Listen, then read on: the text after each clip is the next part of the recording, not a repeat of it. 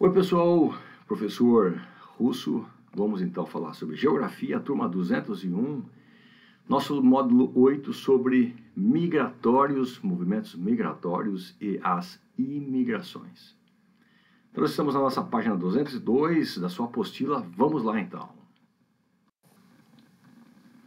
Quando falamos em movimentos migratórios com M, ele quer dizer simplesmente deslocamento sem indicativo de chegada ou saída de pessoas. A expressão, a palavra, a letra I na frente vai implicar imigração, ou seja, chegada de pessoas em um lugar, no caso o Brasil, ou então emigração, saída de pessoas de um lugar, por exemplo, saída do Brasil.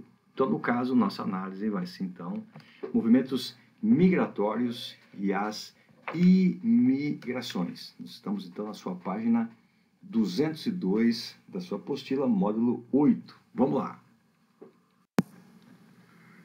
Para iniciarmos nosso pensamento, nós temos então aqui migrações, deslocamento. Temos aqui uma embarcação que saiu da Europa e chegou aqui, ao que parece, na América. E aí temos então um nativo que pergunta: chegaram aqui de modo legal ou ilegal? É uma charge em crítica, criticando aqui o presidente dos Estados Unidos, Donald Trump, que ele pratica grandes dificuldades de pessoas chegarem até os Estados Unidos. Então, uma charge aí que faz uma provocação interessante, relacionando o passado ao presente. Vamos lá. Então, necessita de jovens para preencher a base da pirâmide. Então, a Alemanha estimula que 450 mil pessoas por ano possam entrar no país e morar para sempre lá, tendo acesso à educação, controles do país, estímulo do país. Então, uma migração estimulada. Obviamente que agora, na época do Covid, essas estimulações migratórias estão bloqueadas por tempo indeterminado.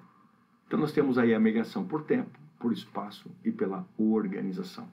As causas podem ser causas naturais. Pessoas se deslocam para visitar um país, para visitar, por exemplo, a natureza, as 7 quedas, as Foz do Iguaçu, né, as quedas de água do Iguaçu, visitar uma área desértica, visitar uma área de praia, então causas naturais. O deslocamento pode ser também por questões materiais, ou seja, a pessoa quer melhorar de vida, questão econômica, melhorar de vida, vou morar na Alemanha, vou morar na Itália, vou morar no Japão, vou morar nos Estados Unidos, no Canadá, buscando melhores condições materiais. Geralmente, quando existe um deslocamento, é por questões econômicas. Há deslocamento espiritual, visitar um centro religioso, como acontece, por exemplo, na visitação de Jerusalém para observar o Muro das Lamentações, ou então o local onde Jesus Cristo foi crucificado, ou então o local onde surge uma das grandes religiões do mundo, que são a religião islâmica, podendo também ir para a Arábia Saudita, visitando então a Kaaba, visitações religiosas no mundo inteiro, por exemplo, na Índia, os centros de cultura hinduísta e assim por diante. Então, migração espiritual. Migração étnica, um deslocamento étnico por questões culturais, conhecer a cultura de um povo, conhecer a alimentação, culinária e assim por diante. E a migração política, alguém que vai querer conhecer Brasília, por exemplo, ou vai deslocar-se para um outro país para conhecer mais profundamente como são as engrenagens políticas daquele país. Diversos tipos de migrações. Para o Brasil, de onde é que vêm essas pessoas, né? Então aqui nós temos um gráfico que mostra migrações entre 2004 e 2007. Você vai lembrar que o Brasil preparava-se para receber as Olimpíadas e também a Copa do Mundo. Então o Brasil, durante essa época, fez diversas construções, portos, aeroportos. O Brasil construiu duplicação do Rio São Francisco, fez a ampliação de estradas de trem. Isso fez com que atraísse uma mão de obra querendo o trabalho do mundo inteiro e também pessoas que queriam conhecer apenas o Brasil. Então, Na Argentina, 113% de aumento de migrantes argentinos, 203 uruguaios, né, de Cabo Verde, 226, noruegueses, 50% aumentaram de ir para o Brasil, né, indianos, coreanos, filipinos, muitas pessoas buscaram, então, o Brasil para conhecer o país. Desde que o Brasil é Brasil, com a visão europeia, o Brasil sempre foi uma área de recepção de pessoas.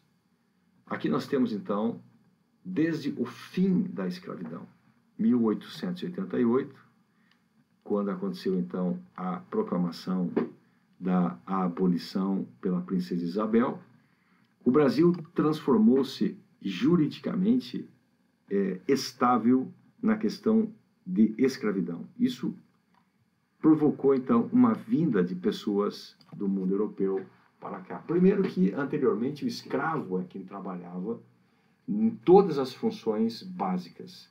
Então, se o escravo praticava todos os trabalhos, não havia espaço para outros profissionais, ou com grande dificuldade, outros profissionais conseguiam se estabelecer no Brasil. Além do mais, escravos não recebem salário. Vir para o Brasil montar um negócio, não existia grande mercado, porque a maior parte das pessoas eram escravas. Então, era um modelo que desfavorecia as migrações para o Brasil. A partir da escravidão, do final da escravidão, é que existe um aporte muito grande de portugueses, de espanhóis, de italianos, de alemães, de turcos, de sírios, vindo para o Brasil. Quando falamos de imigrações de 2010 a 2011, também tivemos aí quase 1.500.000 pessoas que vieram para o Brasil, tanto da Europa como também aqui do mundo latino-americano. Então, o Brasil sempre foi um país de atratividade. O Brasil, no passado, era um país escravista. Então, os escravos eram trazidos de diversas partes do continente africano. Capturava-se pessoas aqui e os faziam de escravos e transportavam, então, para o Brasil. O Brasil recebeu 4.800.000 escravos, enquanto a América Central recebeu 3.300.000, Estados Unidos, 380.000 escravos, 150.000 escravos ficaram no continente africano. Para o mundo europeu, chegou até 8.800 escravos, 1.300.000 escravos para a América do Sul, ou seja, o Brasil, entre todos os países, foi o que mais recebeu escravos. Então, desde 1500, o Brasil, então, se utilizou da escravidão indígena, mas com a abolição da escravidão indígena, o rei de Portugal, pós-unificação do reinado, né, de 1580 a 1640, o Brasil ficou sob comando do rei da Espanha, Filipe II. Quando o Brasil se reestabelece, quando Portugal se reestabelece, então, proíbe-se o aprisionamento dos indígenas na floresta e exige-se que se busque a negros africanos como escravos trazidos, então, para o Brasil. A base de trabalho tanto era indígena como, então, era dos negros. Então, o Brasil, desde o começo, não estimulou a sua economia no consumo. Por quê? Porque para você montar uma empresa, você necessita de consumidores. Como a maior parte dos brasileiros eram escravos, então não havia grandes estímulos comerciais. O Brasil escravista, então, se utilizava da mão de obra, então, dos negros africanos para fazer todos os trabalhos. Aqui nós temos, então, quando um escravo ele reclamava ou ele buscava a sua independência por saber que era escravo, então ele pagava duramente por abrir os olhos. Então, os escravos viviam nas áreas urbanas e desenvolviam vários tipos de trabalhos. Os castigos eram muito grandes e aí, então existem raras fotos que mostram então as punições severas que os escravos recebiam por estar enfrentando então a situação que nunca aceitaram ser, que era a situação de escravos. Com a Revolução Industrial, a partir de 1760, muda o padrão. Anteriormente, para enriquecer, quando um fidalgo, ou seja, alguém da Europa, viesse para cá, ele queria enriquecer muito rápido e voltar para casa. Então, comprava bois, comprava suínos, comprava carroça, comprava escravos. Os escravos tinham uma mesma compreensão de um outro objeto qualquer. Podiam ser doados, podiam ser vendidos, podiam ser cobrados dentro de uma proteção, inclusive religiosa.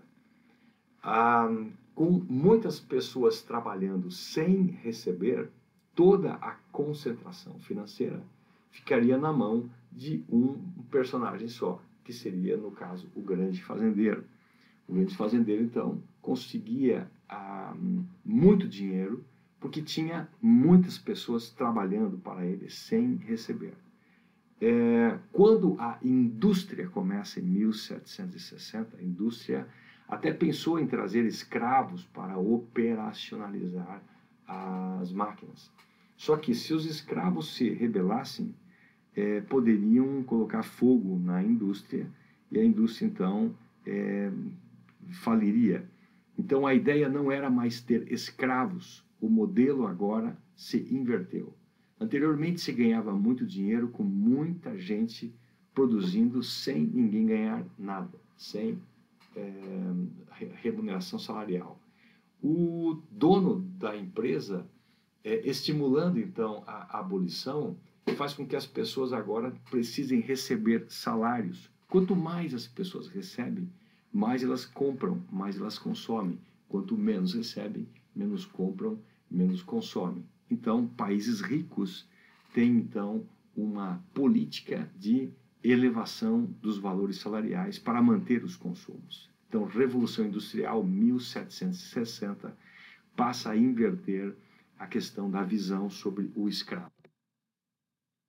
As indústrias necessitavam de mão de obra. Mão de obra precisava ser da população liberta. No Brasil, então, os escravos não foram libertos como aconteceu na Europa. Nós fomos um dos últimos países a libertarem os escravos. Então, os trabalhos eram lentos, os trabalhos não eram estimulados e todas as violências trabalhistas estiveram presentes durante esses períodos. Então, a Revolução Industrial de 1760 colide com o Brasil ainda escravista.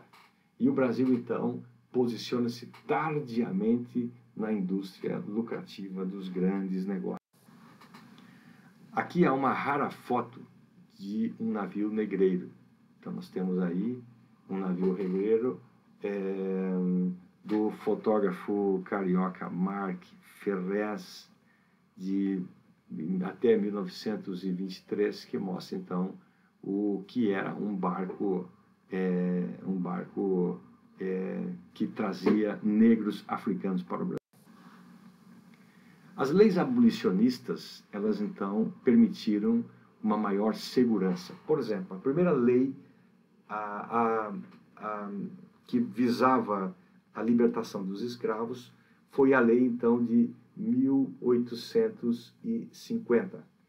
A primeira lei anterior à brasileira, Bill Aberdeen, 1845, impedia ou buscava impedir que houvesse vinda de pessoas da Europa, do continente africano, para o Brasil como escravos. Então, Bill Aberdeen, não somente no Brasil, mas no mundo inteiro. Logo após Bill Aberdeen, Eusébio de Queiroz, 1850, deu conta de proibir que, então, o Brasil recebesse novos escravos africanos. A lei do ventre livre de 1871 prometia que assim que houvesse um nascimento, esse nascimento não seria mais escravo. A teoria ela era bastante interessante, mas na prática não funcionava bem assim. A lei do sexagenário fazia com que a pessoa, no começo, com 60 anos, pudesse ser libertada e, posteriormente, ficou 65 anos. Então, houve diversas leis abolicionistas e cada um desses avanços foi um estímulo a que viessem pessoas para o Brasil fazer, então, investimentos industriais, investimentos em negócios no... A Lei Áurea, que foi sacramentada pela princesa Isabel em 1888, não é aceita por diversos movimentos de negros. Por quê? Porque não foi só a princesa Isabel que era então abolicionista. Existia diversas outras personalidades que lutaram muito pela escravidão e não foram sequer mencionados quando se fala sobre abolição. Então a princesa Isabel é como se ela tivesse feito todos os procedimentos e não falou sobre o dragão do mar, não falou sobre Maria Tomásia, não falou sobre José Rebouças, não falou sobre diversos personagens que durante muito tempo, décadas e mais décadas, lutaram bravamente para acontecer, então, a abolição do Brasil. Aqui é uma imagem da Harriet Tubman, que ela fala, então, sobre podia ter libertado outros 1000 se eles soubessem que eram escravos. Atualmente, as pessoas, muitas, não sabem o grau de escravidão que estão dentro de um modelo econômico. Os últimos países a ter escravos foram, então, Cuba, 1886, Brasil, 1888, Zanzibar, 1897. Zanzibar fica, então, bem nessa porção de ilhas aqui, ó, ilhas pequenas aqui, né? Etiópia, 1942, Arábia Saudita, 1962 e Mauritânia, 2007, países recentemente libertos da escravidão. Quando falamos, então, em imigrações para o Brasil, migrações no caso, as migrações elas vão começar oficialmente a partir de 1818. Anteriormente o Brasil era colônia. 1808 vem o rei de Portugal para o Brasil, 1822 vai acontecer a independência do Brasil. Então, 1818, o rei Dom João VI abre fronteiras do Brasil para que se possa vender terras para migrantes. A partir daí, então, 1818, começa um aporte. Os principais grupos que vieram para o Brasil são principalmente dos portugueses. Os portugueses, somados os migrantes, equivale a 31% de portugueses. Italianos equivale a 29%, de 31% para 29%, a diferença não é tanta. Depois, então, tivemos aí as migrações espanholas, 12%, alemãs, que chega, então, a mais ou menos 4%. Depois temos aí as migrações, então, japonesas, 4,1%. Então, posteriormente, sírios, árabes e outros países acabaram vindo para o Brasil. Então, pessoal, falamos aqui nesse momento sobre um tópico importante, sobre movimentos migratórios e as migrações no Brasil, ok? Ficamos por aqui, então. Ótimos estudos para vocês. Nos falamos na próxima aula. É isso aí.